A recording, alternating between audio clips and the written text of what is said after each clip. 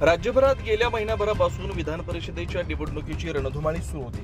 अखेर आज या निवडणुकीचा निकाल लागलाय आणि 17 जागांपैकी 16 जागांवर महायुतीला मोठे यश मिळाले. मात्र सर्वात चुरशीची नाशिक विधान परिषद निवडणूक ठरली.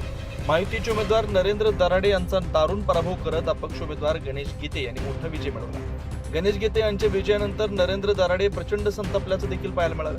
गीते यांनी मिळवलेल्या विजयानंतर त्यांचा शिवसेना शिंदे गटात प्रवेश करण्यासाठी मोठ्या राजकीय हालचाली सुरू आहेत. मुख्यमंत्री एकनाथ शिंदे यांच्या आदेशानंतर उद्योगमंत्री उदय सामंत हे गोकुळ गीते यांना घेऊन विमानानं मुंबईकडे रवाना झाले. आपण 9 न्यूज महाराष्ट्राच्या माध्यमातून बघू शकतो की सध्या ते नाशिक विमानतळावरून मुंबईकडे रवाना झालेत. यावेळी गोकुळ गीते यांचे बंधू गणेश गीते, शिवसेना शिंदे गटाचे नगरसेवक प्रमोद तालवे, त्यांचे मित्र नाना गामणे हे देखील त्यांच्यासोबत विमानतळावर दिसतात. एकूणच कालपर्यंत गोकुळ गीते यांना माघारीसाठी मध्यस्थी करणारे उपमुख्यमंत्री एकनाथ शिंदे यांनी थेट गोकुळ गीतेंच्या प्रवेशासाठी जोर लावल्यानं राजकारणात कधीही केव्हा काही होऊ शकतं हे त्यावरून स्पष्ट होतं. त्यामुळे आता मुंबईत जाऊन गोकुळ गीते आपल्या हाती शिवबंधन बांधणार का याकडे सर्वांचं लक्ष आहे. News Maharashtra bureau, Nashik.